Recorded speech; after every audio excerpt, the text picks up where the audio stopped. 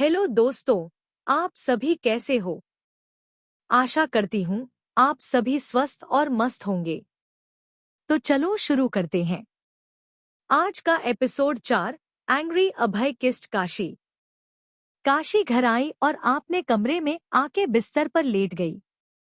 ना जाने क्यों अभय का चेहरा बार बार उसकी आंखों के सामने आ रहा था। वो न जाने कब सोचते सोचते सो गई। राजेंद्र जी काशी के कमरे को तरफ से गुजर रहे थे तो देखा काशी बिना कुछ ओढ़े लेटी हुई है। वो अंदर गए, खिड़कियां बंद कर काशी को कंबल ओढ़ा दिया और हल्के से उसके सर पर हाथ फेर के चले गए। राजेंद्र जी की जान बसती थी काशी में। वो काशी की आंखों में एक आंसू बर्दाश्त नहीं कर पाते थे। राजेंद्र जी गए, अपने कमरे में लेट गए। अगली सुबह काशी तैयार होके नीचे आई तो देखा राजेंद्र जी नाश्ता बना रहे थे। क्या कर रहे हैं आप चाचा जी? काशी ने बैग कुर्सी पर रखते हुए बोला। हम दाल बाटी चूरमा बना रहे हैं अपनी राजकुमारी के लिए। राजेंद्र जी में खाने की ट्रे मेज पर रखते हुए बोला। अरे वाह, आज तो कितने दिनों बाद इतना अच्छा नाश्ता मिला है। आनंद जी कुर्सी पर बैठते हुए बोले। पर ये आपके लिए नहीं है, हमने आपके लिए दलिया बनाई है। ये तो हमारी लाडो के लिए है और हमारे लिए है। राजेंद्र जी प्लेट में नाश्ता निकालते हुए कहा। खिलाऊं? देखना, जब ये तुम्हें फीका खाना खिलाएगी तो ये प्यार तब देखूंगा। आनंद जी ने दलिया खाते हुए बोला। ले, तेरे लिए भी बनाया है। राजेंद्र जी ने प्लेट में निकालते हुए कहा। सबने खाया और अपने अपने काम में लग गए। राणा, कुछ पता चला उस वसीयत के बारे में? अभय ने नाश्ता करते हुए कहा।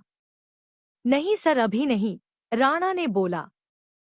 चलो आज हम भी जरा काशी जी से मिल ले, अभय ने उठते हुए कहा।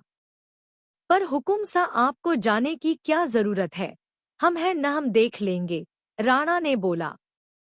अरे राणा, आप तो देख ही लिए काशी जी को, अब हमें भी देखने दो, अभय जाते हुए बोला। अभय के बोलने पर राणा हल्के से मुस्कुरा दिया। अभय सबके साथ निकला और काशी के आश्रम के सामने गाड़ी रोक दी। राणा ने आके दरवाजा खोला। अभय नीचे उतरा। अभय अंदर जाने लगा तो चौकीदार ने रोक दिया। जी, किससे मिलना है आपको? काशी जी, राणा ने आगे आकर बोला। जी, काशी बिटिया से मिलना है, जाइए वो अंदर है, चौकीदार ने अंदर इशारा करके बोला। अभय अपने आदमियों के साथ अंदर आया। देखा काशी सारी औरतों को बैठा के पढ़ा रही थी। अभय कुछ दूर पर खड़ा होके देखने लगा। जी, आप सब यहाँ? दुबे जी ने पूछा। जी, वो काशी जी से कुछ काम था, राणा ने बोला। आप सब चल के कमरे में बैठिए, बिटिया पढ़ा रही है, जैसे खाली होती है मैं बात देता हूँ। दुबे जी के इतना कहने पर अभय को गुस्सा आ गया। उस 2 टके की लड़की के लिए मैं 3 दिन से इंतजार कर रहा हूँ। मैं उसका नौकर नहीं हूँ, मैं अभय प्रताप सिंह हूँ। लोग मेरा इंतजार करते हैं, मैं उनका नहीं समझा। अभय ने दुबे जी के गले को पकड़ के बोला। काशी ने ये सब देखा तो दौड़ के आई और दुबे जी को छुड़ा के अभय के गाल पर एक जोरदार तमाचा मारा। अभय पर तमाचा पड़ते ही उसके सारे बॉडीगार्ड्स ने बंदूकें निकाल ली। तभी वहां और जो लोग थे सब काशी के पीछे आके खड़े हो गए। तुम्हारी इतनी हिम्मत कि तुमने? काशी ने अभय की बात वही काटते हुए बोलना शुरू किया। चुप एकदम, वरना दूसरा हाथ उठाने में मुझे जरा भी शर्म नहीं आएगी। और रही बात हिम्मत की, तो कोई भी ऐसा काम जो सही हो वो करने में मैं डरती नहीं हूँ। और एक बात और, होंगे आप कहीं के हुकुम सा श्रीमान अभय प्रताप सिंह, पर ये बनारस है, यहाँ के एक ही हुकुम सा है और एक ही मालक है, और वो खुद हम सब के महादेव है। तो आइंदा अपनी ताकत यहाँ आजमाने की कोशिश मत करना। और अब आप दुबे चाचा जी से माफी मांगे चलिए, काशी गुस्से में बोली। वहां जितने लोग थे सब वहां खड़े हो गए। क्या बात है बिटिया, कुछ हुआ का? एक आदमी ने भीड़ में खड़े हुए बोला। अरे नहीं काका, बस ये अपने संस्कार भूल गए थे, वही याद दिला रहे हैं, और कोई बात नहीं है। काशी ने शालीनता के साथ बोला। तुम 2 टाके की लड़की मुझसे माफी मंगवा रही हो, अंजाम अच्छा नहीं होगा। अभय ने काशी को उंगली दिखाते हुए कहा।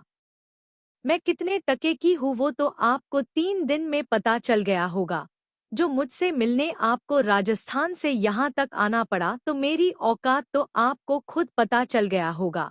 और रही बात अंजाम की तो उसकी फिक्र आप मत कीजिए, क्योंकि जिंदगी में जो भी होता है वो महादेव की मर्जी से होता है, काशी ने आगे बढ़ के बोला। और अब आप माफी मांगे चाचा जी से, काशी ने बोला। रहने दो बिटिया, कोई जरूरत नहीं है, दुबे जी ने बोला। नहीं काका, बहुत जरूरी है, और जब तक ये माफी नहीं मांग लेते तब तक ये यहाँ से कहीं नहीं जाएंगे, काशी ने गेट बंद करते हुए कहा। मुझे रोक पाना इतना आसान नहीं है समझी तुम, और मैं कोई माफी नहीं मांगने वाला, अभय ने गुरूर में कहा। राणा जी समझाइए इन्हें, ये इनकी रियासत या राजस्थान नहीं है, ये बनारस में खड़े हैं, काशी ने दोनों हाथों को मोड़ते हुए कहा। राणा अभय के पास गया, उसने उसके कानों में कुछ कहा और अभय ने गुस्से में एक बार काशी को देखा। माफ कर दीजिए हमें, अभय ने गुस्से में बोला। काशी ने गेट खोल दिया, अभय गुस्से से निकल गया। अभय गाड़ी तक आया और पीछे मुड़ के काशी को देखने लगा। तुम्हारे इस थप्पड़ का जवाब तो मैं तुम्हें आज ही दूंगा, अभय मन में बोला। काशी बिटिया, क्या जरूरत थी झंझट मोल लेने की, अभी कुछ हो जाता तो, दुबे जी ने चिंता जताते हुए कहा। कुछ नहीं होगा चाचा जी, आप चिंता मत कीजिए, काशी बोल के अपने काम में लग गई। पर दुबे जी को चिंता हो रही थी। शाम तक काशी काम करती रही और फिर घर आ गई। कुछ देर सबके साथ बैठ के बातें की और घाट के लिए निकल गई। वहां पहुंच के उसने शिव जी के आभूषण तैयार किए, उन्हें थाल में सजा के रख दिया और बाकी काम करने लगी। काम करते हुए उसे 8 बज गए। काशी को भी थकान महसूस होने लगी तो वो मंदिर से निकल गई और घाट पर आके बैठ गई। आज घाट पर बहुत कम ही लोग दिख रहे थे। आज ठंड भी ज्यादा थी, धुंध हो आई थी, इसलिए घाट पर आज लोग ज्यादा नहीं नजर आ रहे थे। काशी बहते हुए पानी को देख रही थी। कुछ देर वहां बैठ के वो जाने के लिए उठी। वो जैसे पीछे मुड़ी, अभय सीढ़ियों पर खड़ा था। काशी ने एक नजर उसे देखा और सीढ़ियां चढ़ने लगी। तभी अभय काशी के सामने आया। काशी दूसरी तरफ से जाने लगी, अभय इस तरफ आ गया।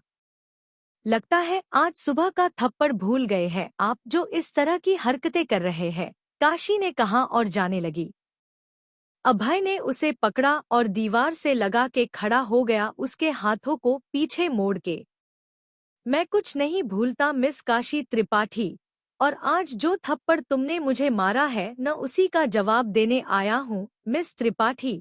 इतना बोल के अभय ने काशी के होठों को जबरदस्ती अपने होठों से छू लिया। काशी ने खुद को छुड़ा के उसे एक तमाचा मार तो अभय ने उसे फिर पकड़ के उसके होठों को छू लिया। जैसे ही काशी ने दोबारा हाथ उठाया तो अभय ने उसका हाथ पकड़ के अपने पास खींच लिया।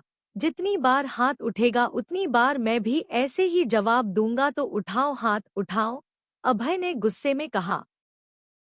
और रही बात उस जमीन की तो वो तो मैं यहाँ से लेके जाऊंगा, तुमसे है दम तो रोक के दिखा दो काशी त्रिपाठी, अभय ने उसकी आंखों में देख के बोला।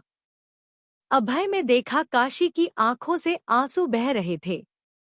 अभय ने काशी का हाथ इतनी जोर से पकड़ा था कि उसकी चुड़िया टूट के कुछ उसके हाथों में लग गई थी।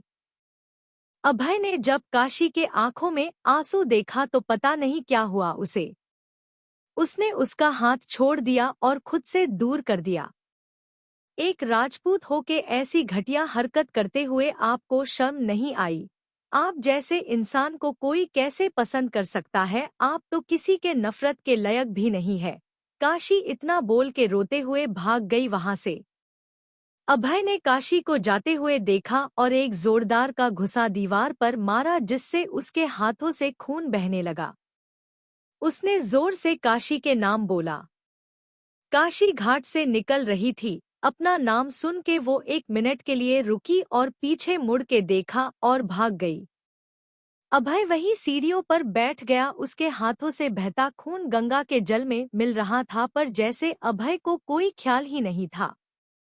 उसके सामने काशी का चेहरा आ रहा था जो आंसुओं से भीगा था। उसने आंखें बंद की और वही सीढ़ियों पर लेट गया। हवा का झोंका आया और उसे छू गया। क्यों उसके आंसू बेचैन कर रहे हैं? मैं गुस्से में था। क्यों उसके आंसू देख के मेरा गुस्सा शांत हो गया? क्यों? क्या हो रहा है मुझे? मैं उसे दर्द देने आया था और वो दर्द का एहसास यहाँ क्यों है? अभय ने आने सीने पर हाथ मारते हुए कहा। क्या है तुम्हें काशी, क्या है तुम्हें? अभय ने चिल्लाते हुए बोला। For next episode, please subscribe my channel and support me.